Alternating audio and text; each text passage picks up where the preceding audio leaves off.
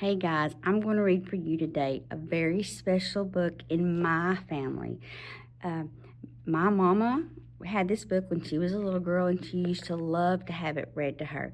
She had it read to her so much that she knew the words by heart before she could even read. The story goes that when people would try to skip pages in the book, my little mama Grammy would tell them no, that they had messed up the book and they had to start over and read it from the scratch. So my mama had this book and I had this book. I bought this book for my children and my grandchildren, and lots of times I give this book to friends of mine when they have kids because it's such a special book for my family. This book is called Mickey Mouse Picnic, and it's getting harder and harder to find. When I want to get a copy, I have to go find used copies. But you know, I love used books just as much as the brand new ones. They just have been well loved and around for a long time. This book is so old, it was only 29 cents. I think these books nowadays are $5 or $6. So let's go check in at Mickey Mouse Picnic. Oh, I'm so excited. I just love this book. Look at there. I used to just look at these pictures. Oh, this is a great story. Mickey Mouse sang, oh, and I know the words to this one. I could just sing it for you. What a beautiful day for a picnic. What a picnical day for a lark. We will frolic all day in the happiest way, and we won't get back home until dark. Look at that. Mickey Mouse is so excited because he's going on a picnic. Do you like to go on a picnic? Oh, I love to go on picnics. That is a good time. Little drinky drink. Mickey was feeling very happy as he skipped up the walk to Minnie Mouse's house. Ready, Minnie? He called. Pluto and Goofy and Daisy Duck and Clarabelle Cow were waiting in Mickey's car. Now, Clarabelle Cow is one of their old friends. We don't see very much of Clarabelle Cow very much anymore, but used to you would see more of Clarabelle. She was a nice girl. Now, my Mickey Mouse voice may need a little work, and I'll practice. I'll try real hard. Ready, said Minnie. Mickey peeked inside the basket. Minnie had packed, are you ready? Peanut butter and jelly sandwiches and cold meat sandwiches and deviled eggs and potato salad, radishes and onions, pink lemonade, and a great big chocolate cake. You have to say it just like that. You guys say it with me. And a great big chocolate cake. Let's go, said Mickey, and he picked up the basket and led Minnie out to the car. Doesn't that look like so much fun? An afternoon with your friends all together and food involved? And I'm a big fan of pink lemonade. Oh, let's put some vodka in it too with all those little kids running around. All right, look at that. Oh, he does not look happy, and he's not in the car. It seems strange to start off on a picnic without Donald Duck, said Mickey as they drove away. Yes, but there's always trouble when Donald is along, said the others. Oh my, do y'all have friends like that? None of them saw a figure watching from behind the bushes, and that when they were far down the road, none of them saw the figure come out from hiding and jump up and down in a rage. Y'all know that word, rage? It means he was very, very upset and angry. He probably had his feelings hurt, too. Meanwhile, at the good time, what a beautiful day for a picnic. What a picnical day for a lark. Everyone sang as Mickey Mouse drove merrily down the road to the picnic grounds. And it did start out to be a perfect day. First, they went for a walk along the riverbank. They found a grassy spot beneath a tall shade tree, and they left Minnie's lunch basket there, safe and sound in the shade. Look at that. Oh, who doesn't love to go swimming in a freshwater pond? Rivers are cool too, just saying. If you know, you know. Then everyone went swimming in the old swimming hole, and how good that fresh, cool water felt. They swam and floated and played around and had a wonderful time. That looks like so much fun. I'm ready for some good times in the water. I'm hungry enough to eat the whole basket full of lunch myself, Mickey Mouse said after a while. We'll see that you don't, Mickey Mouse, Minnie laughed. But it's time to eat, I guess. So they all scrambled out of the water and hurried off to get dressed. "Say," Goofy cried, "look at this, will you?" Goofy was holding up his pants. The legs were all tied in knots. So were his shirt sleeves, and Mickey's were too. Look at that. That's crazy. You see, their clothes are tied in knots. How are they supposed to put them on if they're tied in knots? "Well, I never," said Clarabelle Cow. "Some mischief maker must be around," Mickey said with a shake of his head.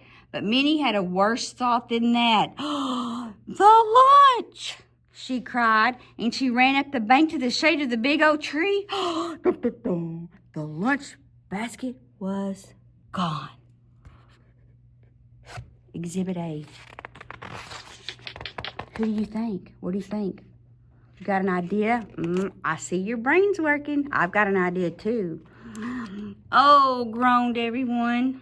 "Not the lunch." "Hurry into your clothes, everybody," Mickey cried. "We'll soon find out about this." They struggled to undo the knots in their clothes. Then they dressed in a flash and were off on the hunt. All through the woods they hunted, under every bush and trailing vine, but not a sign of that lunch basket did they see. At last they came out on the road again, near where they had left Mickey's car. They were hot and tired and hungry and cross. What a crappy day. And it started out so promising. And it was then that they met Donald Duck. Well, looky there. What a coincidence. He was Donald Duck walking along the road all by himself. He had a fishing pole over one shoulder and a bundle hung from the end of the fishing pole. Donald was whistling as he walked along, and he looked very pleased with himself. "Well, hello, he cried. "Imagine meeting you folks out here. I just came for some fishing myself. Got tired of spending a lonely day at home." Not even gonna try the Donald Duck voice.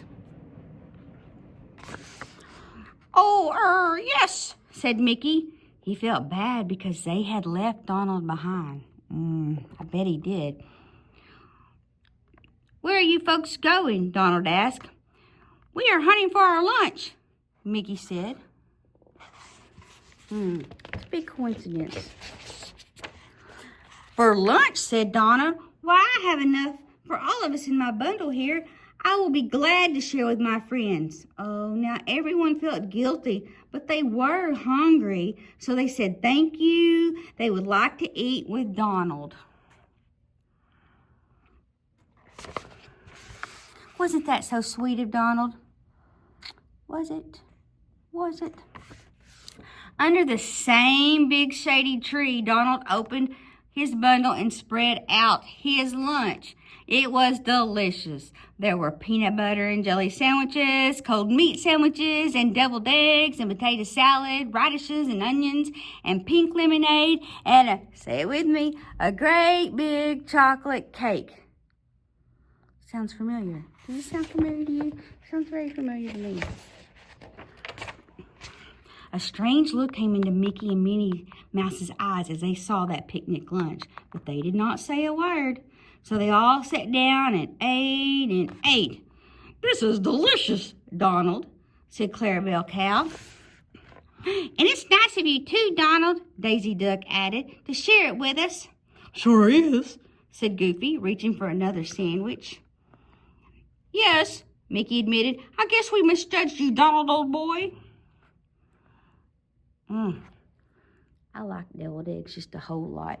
I really like when my ha-ha makes a deviled egg. Said Minnie Mouse. Then she turned to Donald with the sweetest smile. "Did you bring a knife for cutting the chocolate cake, Donald?" she asked. That's what we call the cat eating the canary grin. I had one somewhere," Donald said. He looked all around, but he could not find it. "I fastened a knife to the bottom of my cake pan with paper tape," Minnie said. Mickey leaned over and looked at the bottom of the cake pan, and there, sure enough, was a knife fastened to the bottom of the pan with paper tape. On the knife handle were the letters M.M. "Well," said Minnie. "Why, Donald," cried Daisy Duck, So that's where our lunch disappeared to, cried Mickey. Boom, boom, boom. We know now, don't we? We see you, Donald. We see you. Donald dropped his eyes. I'm sorry. Honest I am, he said. I won't ever do it again. And where's my lunch basket? Minnie asked. In the back of Mickey's car, Donald admitted. Mickey had to laugh. Well, he said as he cut the cake, we've all learned a lesson, I think. Donald won't snatch any lunch basket soon, and we know it's better to bring Donald on a picnic. Look at Donald. Everybody's fussing at him. Do we feel that way sometimes when we get in trouble? I know I do. Everyone had a laugh then, and they all piled back into Mickey's car. They made room for Donald to sit in the empty lunch basket. You see, that's so silly. Look at Donald sitting in the lunch basket. Then away they went toward town singing, we will frolic all day in the happiest way, and we won't get back home until dark. The end. I love it. That just did my heart so good. Mimzie needed to read this book. Mimzie loves you.